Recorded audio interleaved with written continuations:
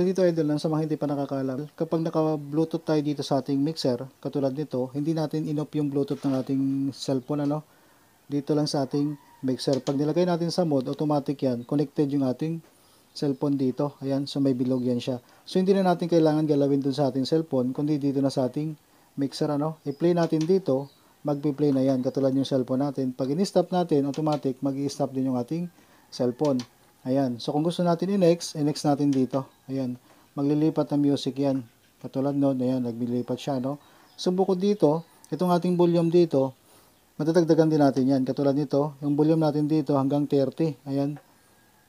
Ilong press lang natin ito, ang next at saka preview. Ito yung ating magiging volume. Ayan. Makokontrol na dito natin kapag mayroon tayong Bluetooth, ano?